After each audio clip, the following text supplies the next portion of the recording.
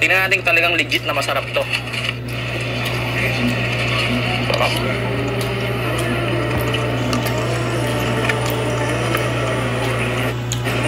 Sarap.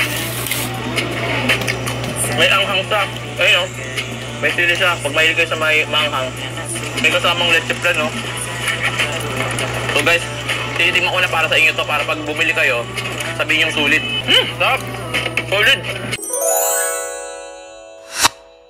Simple lang tong video na to. Itong concept ko na to, sa tingin ko ako yung original na nag-idea nito. Cheap lang kasi napakarami ng gustong bumili. Kaso mahal. Nasa 100 plus yung iba, 120, 100, may 80, 90.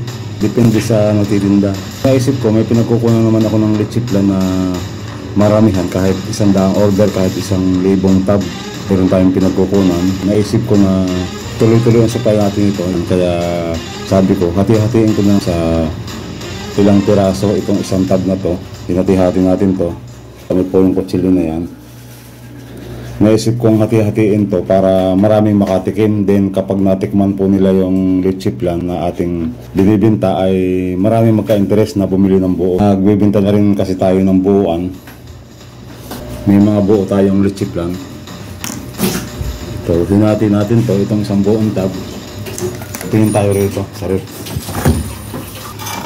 Dito sa rip may mga buong leche flan tayo rito. Ito, marami tayong buong leche flan dito sa rip. Yan, marami po ito, itong leche flan na to. Bumili tayo ng cup sauce na yung ginagamit ko sa mga Jollibee. May mga leche flan tayo na buo. Ito yung mga buong leche flan natin na binibenta natin. Pag isang piraso ay 90, pag dalawa 170 pala. So discounted na siya ng 10 piso. Discounted na siya ng 5 piso kada tab pag dumadami yung order. So, sa tingin ko ako yung original na nag-design ito, na yung leche flan ay hati-hatiin sa marami para maraming makabili. Para affordable siya, kahit bata pwede pong makabili nito. Itong syrup na nandito sa loob, yan, hinahati-hati natin yan. Hinahati natin yan. Ito. Hinahati po natin itong syrup. Kaya nakikita nyo, may mga syrup po yan sa loob. Tapos ilalagay po yan dito sa sauce cup na may mga syrup na rin.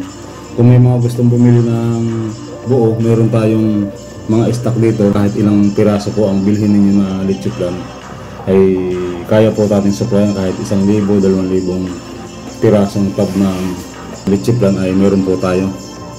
Tingnan natin yung load ng leche flan. Ayan, hindi madilim kasi yung camera ko.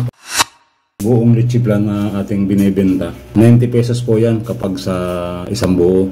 Hinahati-hati natin para maraming makabili. Yan yung kasama sa ating pastil na may itlog, java rice, chicken pastil, yung halagang 50 pesos. So yun lang po muna ang share natin. Pinapakita ko lang na hindi lang po yung pastil yung ating available ngayon, kundi meron din po tayong mga ganito mga leche flan. Kahit ilan po yung orderin nyo, pwede.